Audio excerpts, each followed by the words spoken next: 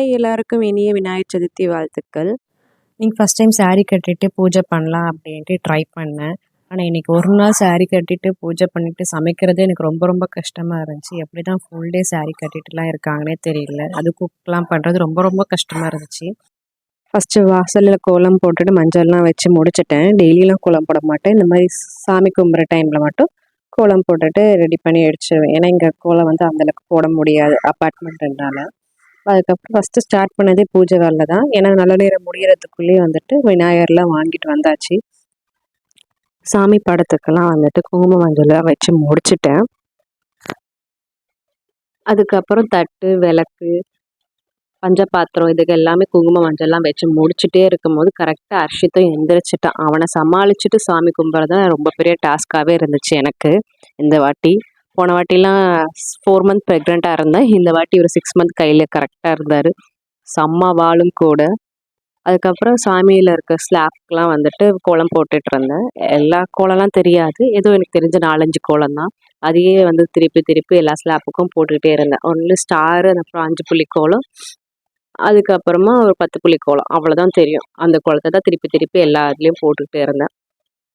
பிள்ளையார் உட்கார வைக்கிறதுக்கு ஒரு மனை வந்து ரெடி பண்ணிட்டேன். எப்போவுமே வருஷம் வருஷம் அந்த மனையில் தான் வந்துட்டு ரெடி பண்ணி உட்கார வைப்பேன்.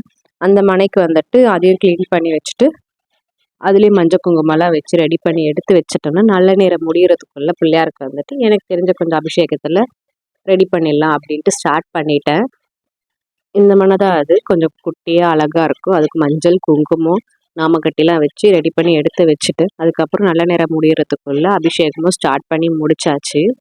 அது 5 நிமிஷம் வேலை தான். அது வந்து ஃபஸ்ட்டு எண்ணெய்லாம் போட்டு நல்லா வாஷ் பண்ணி எடுத்து வச்சுட்டேன். அதுக்கப்புறமா வந்துட்டு பிள்ளையாருக்கு கொஞ்சமாக மஞ்சள், சந்தனம், குங்குமம் இதை வச்சு பொட்டெல்லாம் வச்சு பிள்ளையாரையும் ரெடி பண்ணி எடுத்து வச்சாச்சு. கொடைலாம் வச்சு செட் பண்ணுறதுக்கு கொஞ்சம் டைம் எடுத்துச்சு. அந்த கண்ணு செட் பண்ண தான் ரொம்ப ரொம்ப டைம் எடுத்துச்சு. சரியாகவே அமையவே இல்லை. அப்புறம் கடைசியில் ஓரளவுக்கு செட் பண்ணி வச்சுட்டேன். அருகம்புல், பூவு இதெல்லாம் செட் பண்ணி பூஜை வேலை முடிச்சதுக்கு அப்புறம் தான் வந்துட்டு சமைக்கவே ஸ்டார்ட் பண்ணேன். ஃபஸ்ட்டு வந்துட்டு வடைக்கு மட்டும் மாவு ஃபஸ்ட்டு ஊற வச்சுட்டேன்னா அதுக்கப்புறம் மற்ற வேலையெல்லாம் சீக்கிரம் முடிச்சிடலாம் அப்படின்ட்டு ஃபஸ்ட்டு வடைக்கு மட்டும் மாவு போட்டு ஊற வச்சுட்டேன்.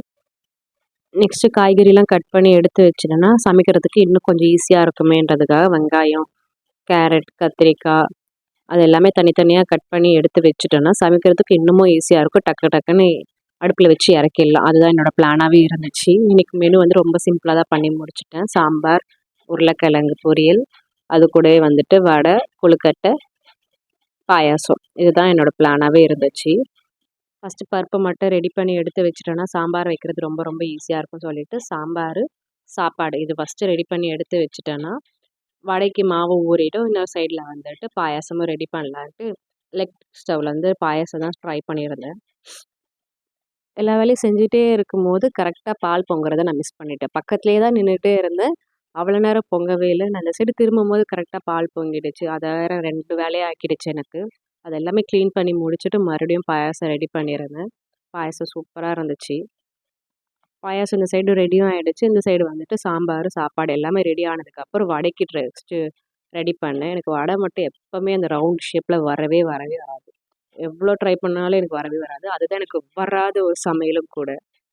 ஓரளவுக்கு அது போண்டா மாதிரி ஏதோ பண்ணி வடையும் ரெடி பண்ணி முடிச்சாச்சு. உருளைக்கிழங்கு இந்த சைடு ரெடி ஆகிடுச்சு. இதெல்லாம் செஞ்சு முடிச்சதுக்கப்புறம் நெக்ஸ்ட்டு கொழுக்கட்டை. எனக்கு சுத்தமாக கொழுக்கட்டையே வராது. அது பிடிக்கவும் வரவும் வராது. என்னென்னமோ பண்ணி பார்த்துட்டு அதுக்கு நானும் பூரண வச்ச கொழுக்கட்டை தான் ரெடி பண்ணியிருந்தேன்.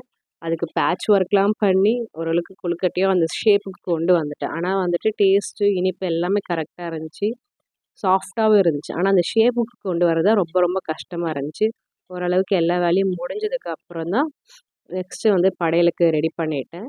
ஃபஸ்ட்டு வந்துட்டு வடை, கொழுக்கட்டை, உருளைக்கிழங்கு, பாயாசம், அப்புறம் சாப்பாடு, சாம்பார் இதெல்லாம் வச்சு சாமிலாம் கும்பிட்டு முடிச்சாச்சு.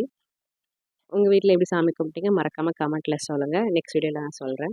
ஒன்ஸ் அகெயின் எல்லாருக்கும் இனிய விநாயகர் சதுர்த்தி வாழ்த்துக்கள். தேங்க்ஸ் ஃபார் வாட்சிங். பாய்.